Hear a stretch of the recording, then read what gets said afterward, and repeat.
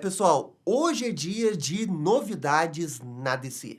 Surgiram novas informações das gravações do filme do Homem do Amanhã, confirmando que gravações irão acontecer na cidade de Cincinnati. E essa informação não parece assim tão importante, mas na verdade ela é. Além disso, surgiu na internet a nova capa da HQ do Batman Absoluto número 18, e com ela veio a confirmação de que a Corte das Corujas vai aparecer.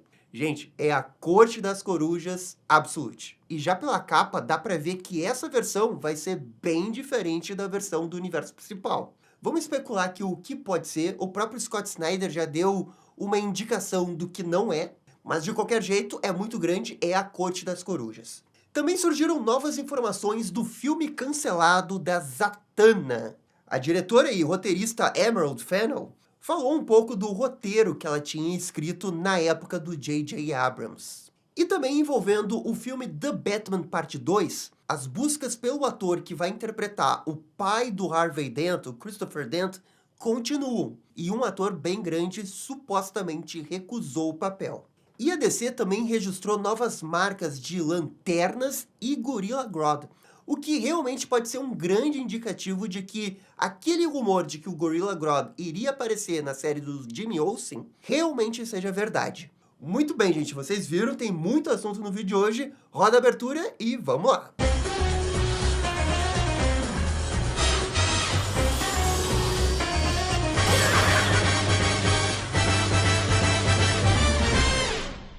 E pessoal, só antes da gente começar o vídeo, já vai deixando aí o bate-like, o bate-comentário. Isso daqui ajuda demais aqui o canal. Muito, muito obrigado para todo mundo que faz isso. Beleza, vamos começar aqui as notícias envolvendo O Homem do Amanhã. O filme do James Gunn conseguiu uma etapa importante para ter aquele abatimento dos impostos no estado de Ohio, que é onde vão acontecer algumas gravações do filme ali entre abril e maio.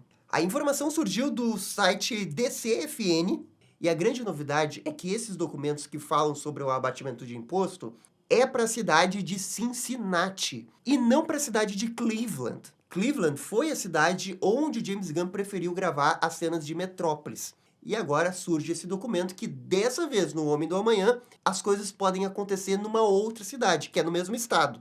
E bem, isso é importante porque Cincinnati é a cidade que tem aquela lendária estrutura, o Terminal Union, que, como vocês podem ver, é basicamente o Hall da Justiça. Para quem não sabe, o Hall da Justiça que surgiu no desenho dos Super Amigos foi inspirado nessa estrutura. E a gente viu o Hall da Justiça no filme do Superman, que é basicamente a mesma coisa. Só que no filme do Superman, a gente tem pouquíssimas cenas no Hall da Justiça. E as informações que vêm desses documentos é que é de se esperar gravações de 5 dias. Será que isso significa que no Homem do Amanhã a gente pode ter mais cenas envolvendo o Hall da Justiça? E claro que a gente está aqui no ramo da especulação, porque o documento não diz onde especificamente eles vão gravar, só que é o crédito ali na cidade. Mas existe realmente uma boa possibilidade dessas gravações nesse período de 5 dias realmente forem para o Union Terminal.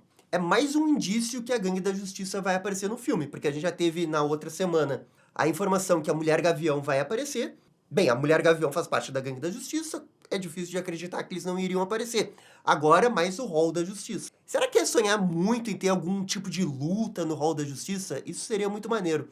Mas, nesse caso, aí realmente eu acho que é sonhar demais, porque também são só 5 dias, não são, tipo, 2 semanas para fazer uma grande cena. E eu também duvido que eles iriam gravar alguma cena muito grande de luta numa cena externa no meio da cidade, onde todo mundo poderia ver e ter altos spoilers, sabe?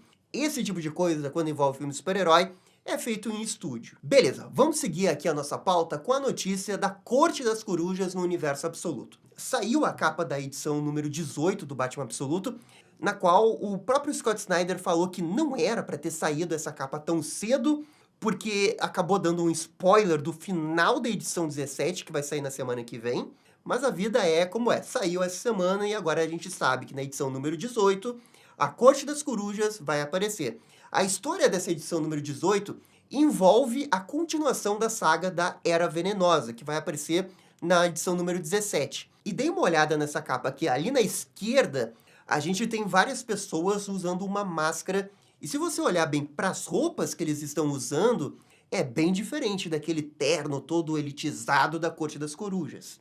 Então, eu tô achando que no universo absoluto, essa Corte das Corujas vai ser tipo o oposto do universo principal. Se a Corte das Corujas representa a alta elite de Gotham no universo principal, aqui eu acho que pode representar a população trabalhadora. Teve uma galera que especulou sobre a possibilidade da Corte das Corujas nesse universo representar grupos fascistas, que foi o que a gente viu ali na HQ anual número 1 do Batman, que o Batman deu uma sua, porque tinha um símbolo de coruja ali na bandeira deles. Era realmente uma boa teoria, só que daí o próprio Scott Snyder apareceu nas redes sociais e disse que não tem nada a ver.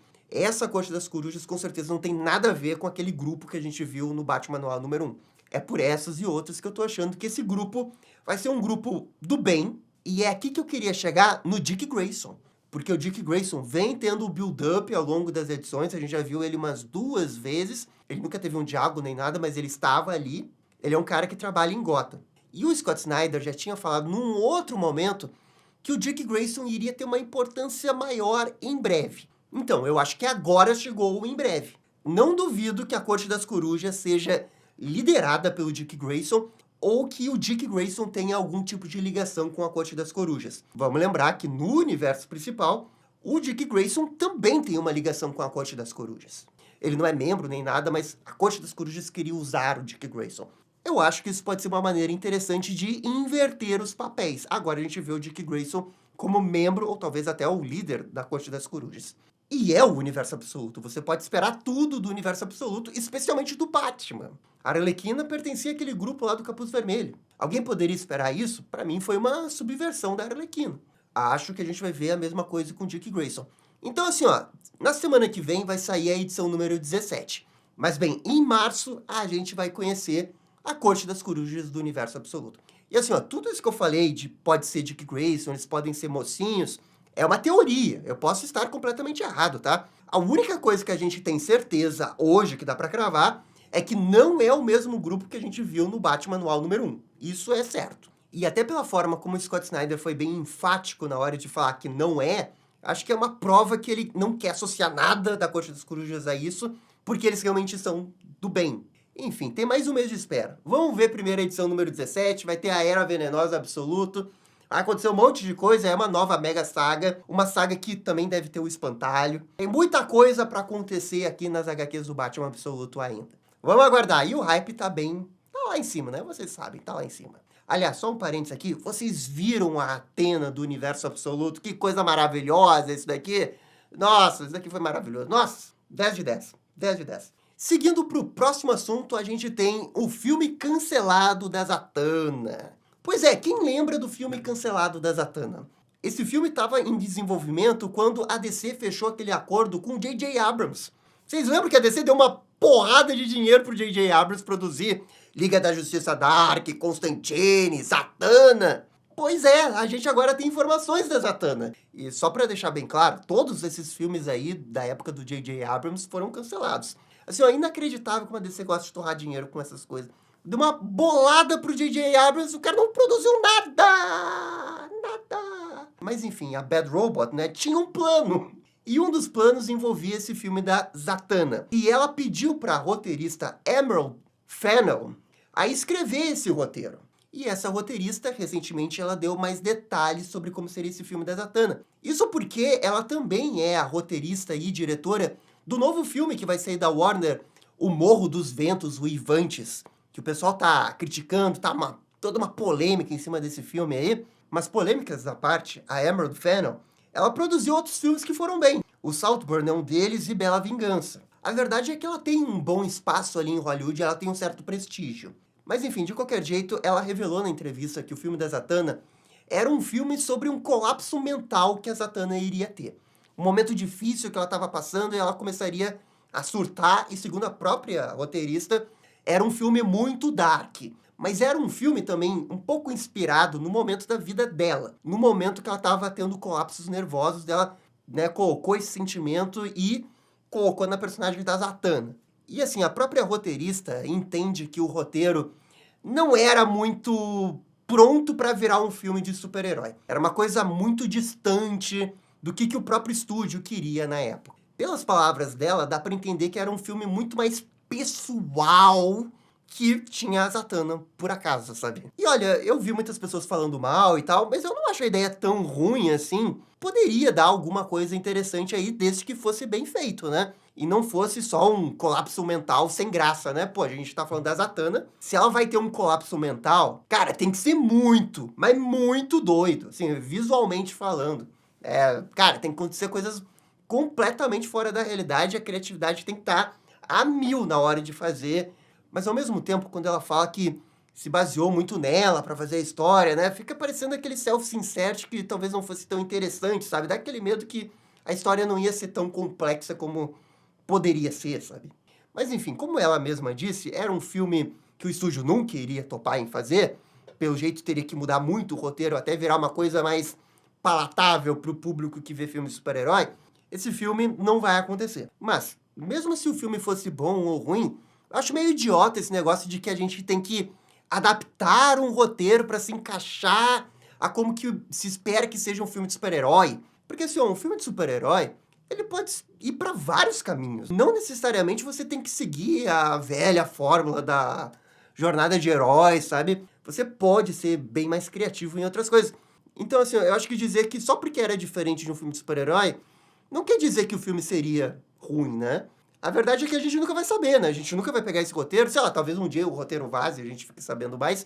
Mas eu acho que o conceito da ideia poderia ter dado um bom filme. Talvez fosse o filme que a galera queria ver da Zatanna, com certeza não era, né? Ninguém quer ver colapso mental da Zatanna, o pessoal quer ver a Zatanna badass. A Zatanna fazendo um monte de magia, né? Seus shows e derrotando monstros.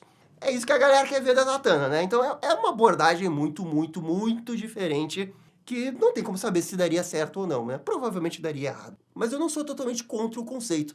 Na verdade, poderia dar uma boa HQ spin-off dela, de Black Label. Na verdade, era uma coisa que poderiam conversar com essa roteirista aí, né? Se ela acha que a história é boa o suficiente, convida ela pra fazer uma HQ. Não vejo por que não fazer, se a história é boa, né? Tudo mais, né? E de qualquer jeito, esse é mais um projeto que a gente fica sabendo do J.J. Abrams, né? Que não saiu nem do papel. Teve aquele do Constantine, que a gente tem até umas concept arts e tudo mais, tem alguns detalhes. E tem também o Liga da Justiça Dark, que esse daí a gente não sabe de nada, né? Só que tinha um filme da Liga da Justiça Dark. Algum dia a gente vai ficar sabendo um pouco mais. Beleza, vamos seguir com a outra notícia que teve essa semana, que vem do insider Jeff Sneider, de que o ator Stellan Skarsgård declinou fazer o papel do Christopher Dent no The Batman Parte 2. Primeira coisa, informação do Jeff Sneider. Pode estar certo, pode estar errado. Mas de qualquer jeito, o rumor de que o pai do Dent vai aparecer já vem de uma longa data, né? E toda hora surge uma outra informação de que, ó, agora é esse cara. Ah, é o pai do Dent. Realmente, eu acho inevitável. Esse cara vai aparecer no filme. Quando a gente começa a ter tantas informações, assim, aparecendo de que vai ter esse papel, eu acho que realmente vai aparecer. Agora, qual que é a função dele no filme? Vai ser muito importante? Não vai ser muito importante? O Stellan Skarsgård aí é um ator, né, médio em termos de popularidade de Hollywood. Mas ele já teve papéis grandes ali, no MCU mesmo ele teve. Ele era aquele cientista lá do Thor. Talvez esse seja um indício de que fosse um papel, né, relativamente importante no filme. E claro, se a informação é verdadeira, tem uma outra coisa importante nisso daqui. É de que eles ainda estão realizando os castings pro The Batman. Pô, a gente tá na metade de fevereiro e os caras ainda estão fazendo casting pro filme que eles vão gravar em abril ou maio. Cara, tá difícil de sair esse casting do The Batman. Ô, coisinha difícil. Ô, filme encantado. Cara, toda essa dificuldade pré-produção do The Batman, eu tô dizendo, vai reverberar para que no final seja o melhor filme do Batman na história. Passando por todas essas dificuldades, atravessando todas as maiores montanhas para chegar no que vai ser o ouro, o melhor filme da história de super-heróis. Pequeno hype saudável do Gabriel, né? Isso não é nem um pouco saudável. Não pense que vai ser o melhor filme de super-herói de todos os tempos, porque provavelmente não vai ser. Enfim, a gente tá em fevereiro, o casting tá próximo. Não tem muito mais margem pra, sabe, você esticar essa procura de ator. Você tem essas 2 semanas restantes do mês de fevereiro e você tem mais ou menos umas 5 semanas no mês de março. Depois é abril, amigo, e aí os caras vão filmar. Uma hora eles vão ter que filmar esse filme. Não é possível. Cara, eu tô só pra aquele momento que os caras ficam gravando e daí vazam as imagens. E aí a gente vê o uniforme. Cara, eu só quero ver se o uniforme vai mudar. Eu quero falar uma notícia legal do The Batman. Eu tô com saudades desse ambiente de The Batman. E bem, agora sobre a última notícia, é sobre o registro de patentes de algumas marcas da DC que envolve lanternas e Gorilla Grodd. E aí nessas marcas envolve vários tipos de mídia, até HQs, filmes, etc. Bem, para a série dos Lanternas já é de se esperar, né? Isso é um procedimento padrão para qualquer coisa que vai ganhar uma série de televisão, um filme, etc. Agora, Gorilla Grodd, que chama a atenção. Se eles estão se preparando para alguma coisa envolvendo Gorilla Grodd, é porque algum plano eles têm com Gorilla Grodd. Não iria aparecer do nada. E nesse ponto, vale a pena lembrar a série do Jimmy Olsen, porque antes da série do Jimmy Olsen ter sido anunciada, tinha toda uma discussão de como seria essa série, e o Gorilla Grodd era um dos vilões citados, já que ia ser uma série de investigação. Agora, não me pergunte como que vai ser uma série de investigação do Jimmy Olsen com Gorilla Grodd. Ou isso daqui é a coisa mais foda da história de séries da DC, ou vai dar muito errado. Não dá pra saber ainda se é uma série dramática, séria, ou se é uma série mais leve. Por ter o Jimmy Olsen, pô, a gente já associa uma coisa mais descontraída. Cara, ninguém quer ver Jimmy Olsen numa série dramática, né? Pô, não tem nada a ver. Se for pra fazer alguma coisa assim com o Jimmy Olsen, aí tem que pegar aquelas HQs do Jimmy Olsen da década de 70 e tentar puxar esse conceito pro DCU. É o que eu penso um pouco dessa série. E também essa é pra ser a segunda aparição do Gorilla Grodd no DCU, já que ele apareceu no Creature Commandos. Eu acho que também vale a pena ficar atento nessas coisas de patentes, porque o Gorilla Grodd, ele não é o personagem principal da série do Jimmy Olsen. Provavelmente ele é um vilão. Se a série do Jimmy Olsen funcionar em formato mais episódico e outros vilões aparecerem, cara, é possível que eles registrem outros vilões. Por isso que vale muito a pena ficar de olho aí, porque pode ser um indicativo de coisas que podem acontecer no futuro do DCU. Mas galera, é isso. Essas são as novidades da DC de hoje. Por favor, comentem aqui embaixo. E no mais, muito obrigado por assistir o vídeo até o final. Eu fico por aqui e vocês estão ligados. Dale DC! E esse foi o vídeo com as novidades da DC. E aí, gostaram? Não gostaram? Deixem suas opiniões nos comentários. E se curtiram o vídeo, deixa aquele joinha e inscreva-se no canal para ficar sabendo absolutamente tudo sobre Batman.